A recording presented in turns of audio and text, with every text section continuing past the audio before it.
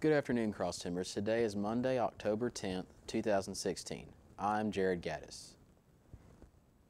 In campus news, homecoming is less than a week away, and the Office of Student Engagement is looking for homecoming parade participants.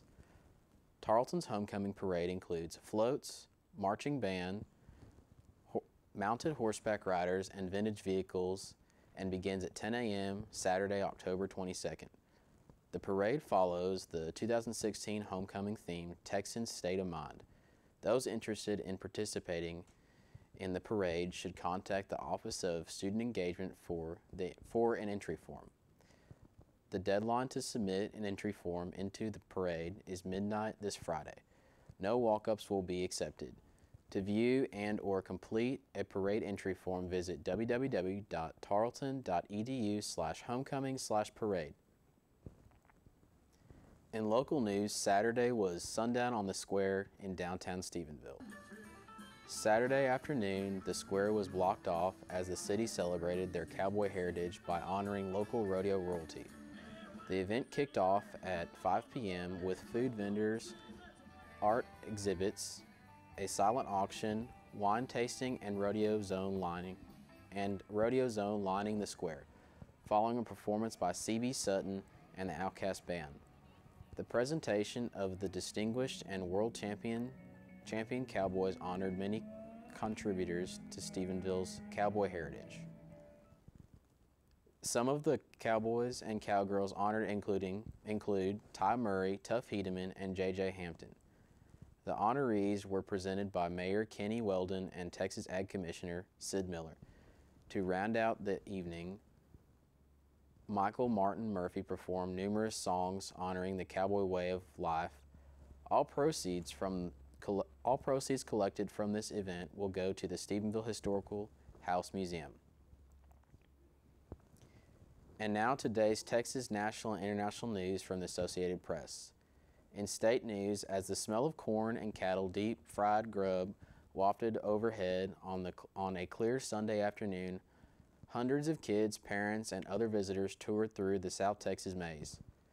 The sprawling attraction, part of the Graf 7A Ranch near Hondo, Texas, includes namesake corn maze, massive slides, bouncy platforms, climbing hay bales, and a pumpkin patch, and just about every other type of ranch-style recreation imaginable.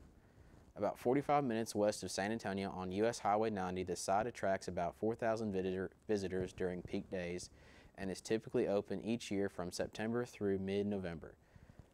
For owner Laura Graft, who manages South Texas Maze with her husband Ken Graff, the chance for families to detach from their phones and televisions and video games for some country-sized fun will always be the ranch's biggest draw. The Graf 7A Ranch, run by 5 generations of the Graff family, began hosting the South Texas Maze attraction in 2001. Since then, the venue has seen steady growth over the past 15 years. In national news, 2 Palm Springs police officers trying to resolve a family dispute were shot to death on Saturday when a man they had been speaking with suddenly pulled out a gun and opened fire. A third officer was wounded. The shooter was not immediately apprehended. Police Chief Brian Reyes, fighting back the tears, said in a breaking voice that the shooting arose from a family disturbance. The chief identified the slain officers as Jose Gilbert and Leslie Zerbini. Police said that Zerbini recently returned to the force from maternity leave after giving birth to a now 4-month-old daughter. Gilbert leaves behind 8 children. He was a 35-year veteran of the police force and planned to retire in December. The wounded officer's name has not yet been released. Although the shooting suspect wasn't identified by Chief Reyes, he did say that police had previous encounters with him. Witness Frances Serrano said she called authorities after the father of the shooting suspect came to her house across the street and said his son was acting crazy. The father warned that his son threatened to shoot police if they arrived. Serrano went back inside the house and heard gunfire a few minutes later. The man police are looking for had been in jail one time and had to wear an ankle monitor when first released. Serrano added the suspect had always been friendly with her. In international news, South Korea's Yeonhap news agency says that Samsung temporarily halted Galaxy Note 7 smartphone production, citing an unnamed official at a Samsung supplier on Monday. Yohop reported that the tech giant stopped production for consumer safety. This move comes after reports of the smartphone suddenly catching fire. This recent crisis has left the Samsung company facing its biggest challenge in years. Samsung seemed to have the recent trouble under control until consumers started to report that the new Note 7, which replaced the recalled hazardous Note 7, also began to catch fire last week.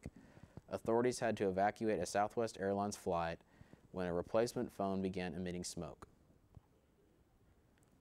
For more of today's national and international news, we turn to the AP News Minute. This is AP News Minute. Tension and insults marked Sunday night's presidential debate in St. Louis. Hillary Clinton suggested that Donald Trump is not fit to serve as president.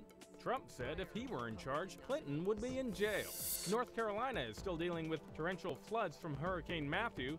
At least 8 people are known dead in that state from the storm, out of at least 18 in the U.S. 2 missiles landed near a U.S. Navy destroyer in the Red Sea off Yemen's coast on Monday. The Navy says they were fired from rebel-held territory in Yemen. And U.S. and Philippine troops held joint military drills in the Philippines on Monday. Philippine President Rodrigo Duterte says he'll stop the joint exercises, partly to avoid upsetting China. Ben Thomas, The Associated Press, with AP News Minute.